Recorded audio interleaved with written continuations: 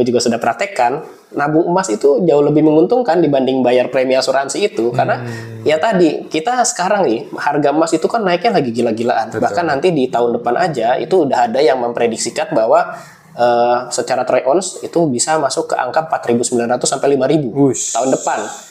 Artinya apa? Emas sekarang nih ya, beberapa tahun terakhir ini, nggak sampai ini Zut, nggak sampai 3-5 tahun ya, cuma jeda setahun aja itu naiknya udah lumayan loh. Benar.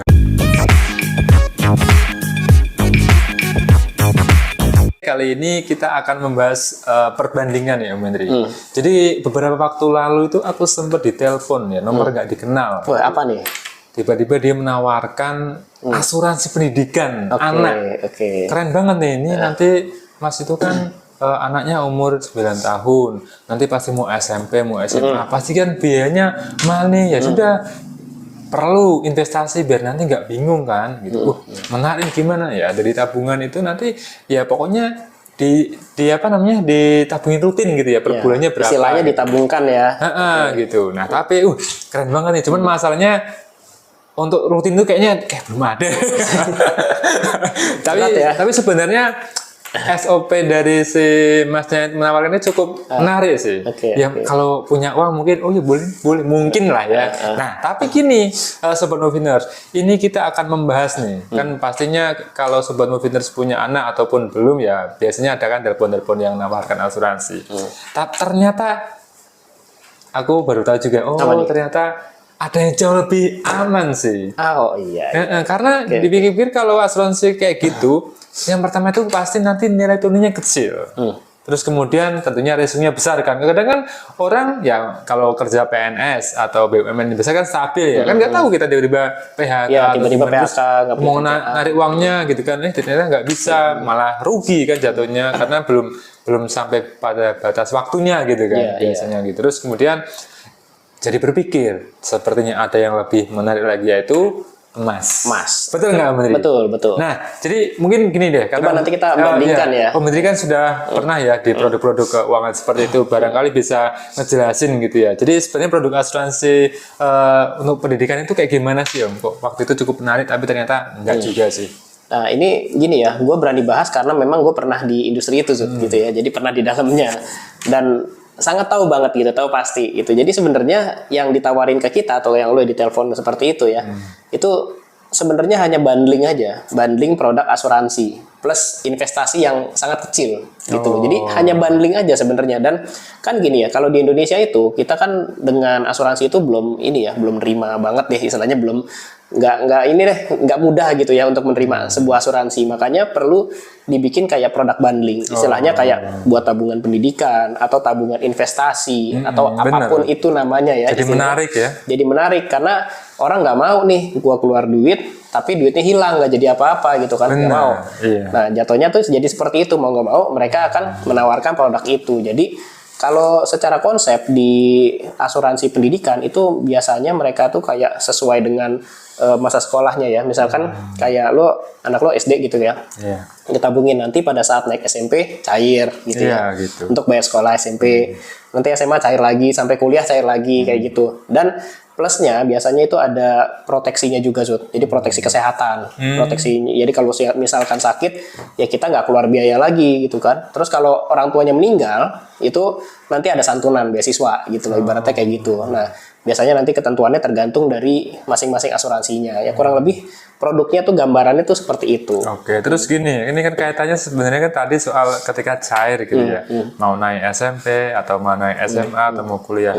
Nah, nilai tunai asuransi ini apakah biasanya kecil atau gimana ya? Tergantung produk ya. Jadi kalau yang ditawarkan di pendidikan itu memang ya biasanya nilai tunainya kecil gitu. Dan ini kan gini ya, ini untuk anak sekolah. Biasanya kalau di industri asuransi itu uang kita ada alokasinya, ada alokasi yang nanti akan diinvestasikan, gitu. Ada alokasi yang nantinya akan diberikan untuk proteksi, misalkan kayak gitu ya. Jadi sebenarnya kadang gini ya, yang suka gue perhatikan adalah yang orang-orang mungkin banyak nggak tahu ya, di awal-awal perjanjian asuransi itu banyak sekali potongan-potongannya ya, potongan admin tadi ya, ada potongan biaya akuisisi ibaratnya gitu. Makanya kan kadang di beberapa asuransi itu suka dibilang tahun pertama itu belum diinvestasikan ya, masih nol, atau misalkan sudah ada yang diinvestasikan tapi hanya 10 atau 20% gitu, karena mereka tuh punya biaya-biaya yang harus dibayar gitu loh, biaya produk, biaya akuisisi reseller kayak gitu, sellernya ya, jadi kayak gitu. Jadi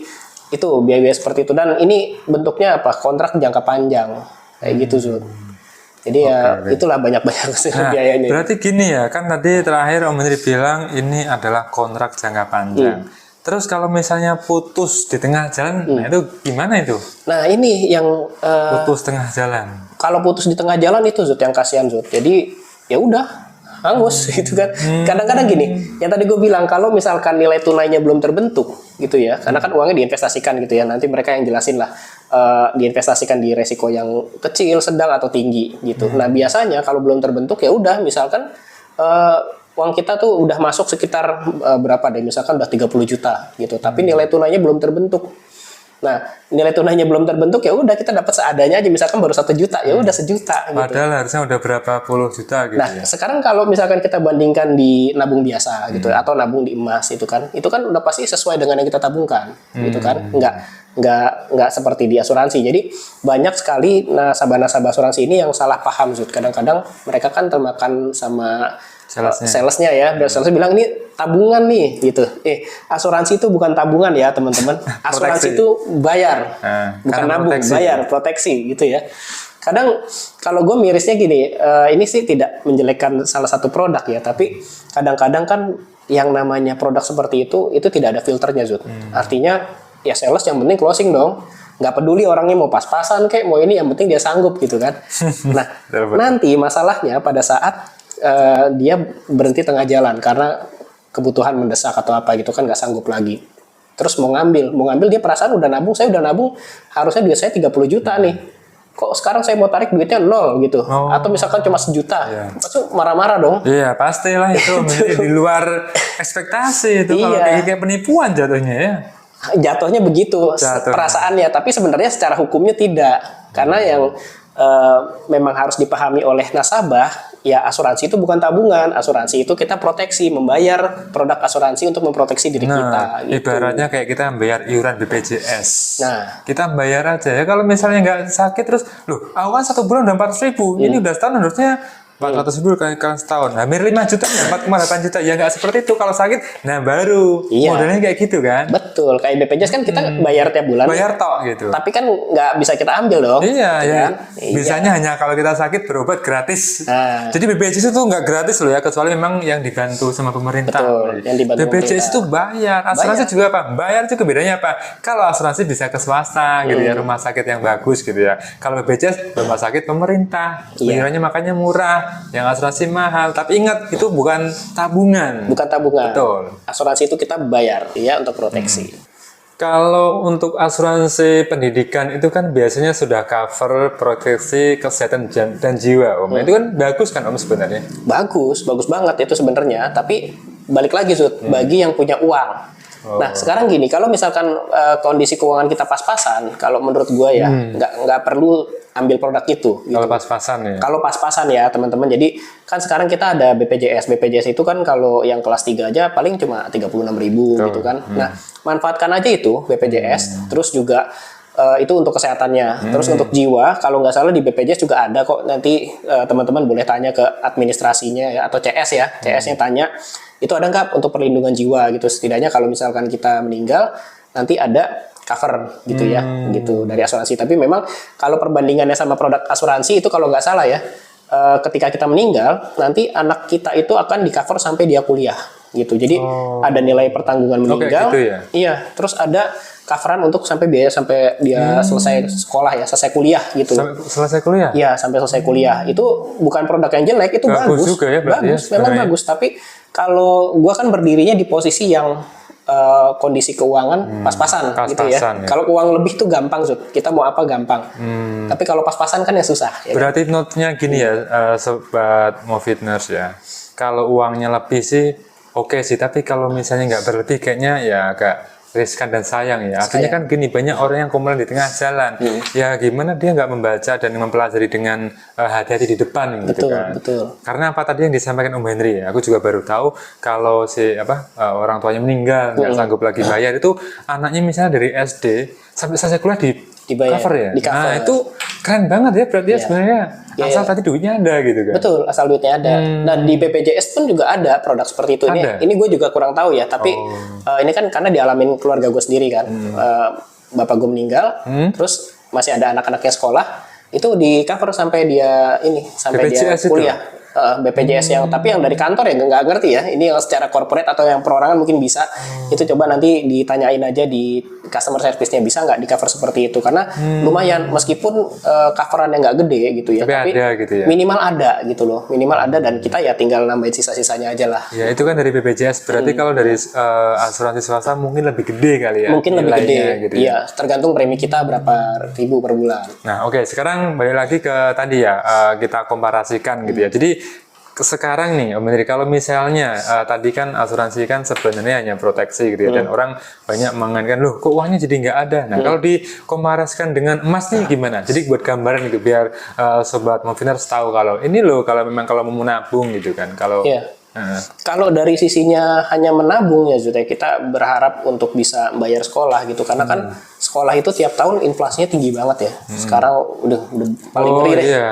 Biaya sekolah tuh ngeri banget. Yang swasta. Yang kalau swasta. mau gratis di negeri gitu kan. Yang gratis negeri, yang murah juga ada gitu kan. Tapi kan tergantung kita maunya yang mana. Semua tuh bisa diatur gitu kan. Betul. Nah, kalau yang gue perhatikan dan gue juga sudah praktekkan, nabung emas itu jauh lebih menguntungkan dibanding bayar premi asuransi itu. Karena ya tadi, kita sekarang nih, harga emas itu kan naiknya lagi gila-gilaan. Betul. Bahkan nanti di tahun depan aja, itu udah ada yang memprediksikan bahwa secara troy ounce itu bisa masuk ke angka 4.900 sampai 5.000 tahun depan.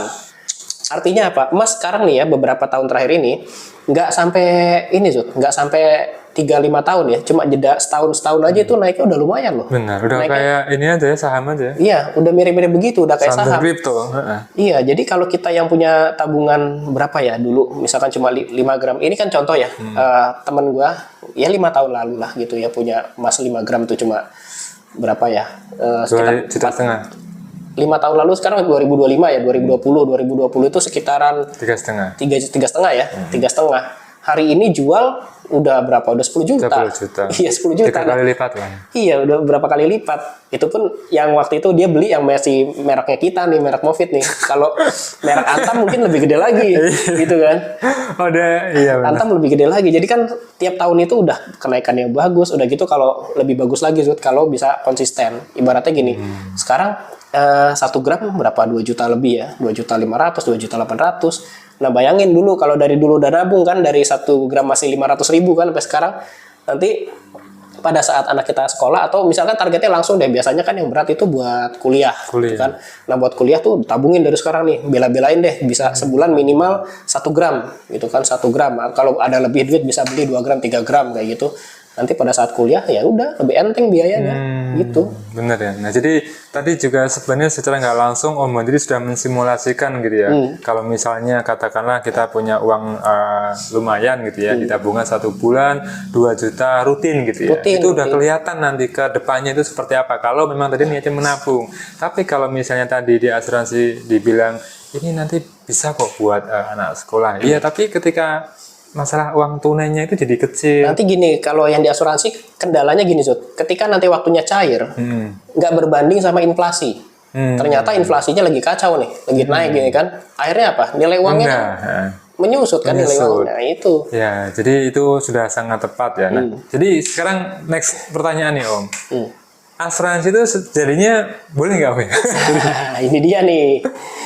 Jadi balik lagi ya, antara boleh nggak boleh. Kalau gue bilangnya boleh gitu ya, boleh, tapi dengan catatan memang keuangan kita itu cukup gitu, karena kan asuransi ini sebenarnya nggak bisa lepas dari bagian perencanaan keuangan hidup gitu ya, perencanaan keuangan keluarga, karena kan asuransi itu penting sebenarnya, penting teman-teman. Tapi kalau kita uangnya pas-pasan, ya sudah, manfaatkan aja BPJS gitu. Kalau uangnya lebih, boleh, asuransi itu produknya bagus. Jadi kalau kita sakit, kita meninggal, anak kita itu ada coverannya, sekolah tetap jalan, hati tenang gitu ya, ibaratnya masih meninggalkan warisan Itu sih. Nah, jadi dari sini Sobat Movitners harapannya sudah cukup paham ya tentang tadi asuransi untuk pendidikan anak sama bagaimana mensiasati jika uangnya pas-pasan, apakah asuransi itu layak kita pakai apa tidak. Nah, jadi di sini disimpulkan ya kalau dari aku sama Om Henry kalau memang tujuannya untuk menabung dan uangnya pas-pasan ya mending dibelikan emas gitu karena emas itu kan aset. Ketika misalnya kita rutin nabung 5 tahun jelas pasti nilainya minimal stabil gitu ya, nggak kalah sama inflasi. Tapi kalau dia didabungkan di asuransi itu, kalau tadi yang disampaikan Om Henry, inflasinya ugal-ugalan, ngegas gitu kan, ya jauh di bawah gitu. Ada juga yang lupa Zud. Nih tak ingetin ya. Di asuransi kita jangan berharap premi kita flat ya. Jadi misalkan sekarang lu cuma 500.000. Ternyata kondisi inflasi itu jauh berbeda gitu, naik gitu. Asuransi pasti minta naik preminya. Minta naik. Tapi nanti yang kita dapatkan enggak. Ya mungkin ada naik dikit ya gitu. Dikit ya. Ya naik apa benefitnya naik sedikit gitu. Tapi dia udah pasti akan minta naik preminya. Jadi yang biasanya lo 500 mungkin besok jadi 600, jadi 700. Jadi ngikutin. Lah kalau kita duitnya pas-pasan, ngapain kayak gitu? Mendingan kita nabung emas aja konsisten gitu. Sekarang bulan ini cuma mampu 1 gram, bulan depan 2 gram, bulan berikutnya 2,5, naik terus. Dan lebih bagus lagi kalau sekarang itu disandingkan sama perak gitu. Nah, sarannya nih, kalau untuk beli perak ya teman-teman, mumpung harga perak masih murah, jangan beli gram kecil gitu. Belinya gram yang langsung paling enggak 25 sampai 100 lah. Kalau sanggup 100 gram tiap bulan lebih bagus lagi. Gitu. Bisa dibilang raja perak nanti ya. Nah, raja perak 100 gram pokoknya gini. Kenapa harus gram gede? Karena kalau di gram gede itu tingkat kenaikannya tuh lumayan bagus gitu. Udah gitu semakin besar gramasinya, spreadnya akan semakin kecil. Jadi kan kalau perak kan orang-orang komplainnya kemarin spreadnya besar gitu ya. Ya udah beli yang gram gede biar spreadnya kecil. Oke, dan jangan lupa belinya di Movit Silver gitu. Movit Silver. Ada orangnya. Ada channel YouTube-nya. Kalau gimana langsung ini Om Henry gitu kan. Jadi langsung ketahuan. Jangan lupa ya. Tadi selain nabung emas, jangan lupa nabung perak. Beli perak. Peraknya ada di Movit Silver. Bisa tanya-tanya di kolom komentar. Itu ya Om Henry ya. Ya, kurang lebih gitu. Jadi kurang lebih itu perbandingan antara nabung dengan asuransi pendidikan anak. Semoga Sobat Movitners tercerahkan. Harapannya konten ini bisa memberikan sedikit edukasi, pencerahan ya. Tadi aku juga kurang begitu paham sebenarnya tentang asuransi pendidikan karena awalnya tergiur, tapi setelah dipikir, wah keren sih, asal ada duitnya. Kalau nggak ada ya nanti bisa jadi kayak KPR dong ya, gagal di tengah jalan gitu kan, rugi berhenti tengah jalan itu nanti yang kasihan teman-teman. Gitu. Oke, jangan lupa tongkrongin terus channel Movit Indonesia, tempatnya untuk cari ilmu. Dadah.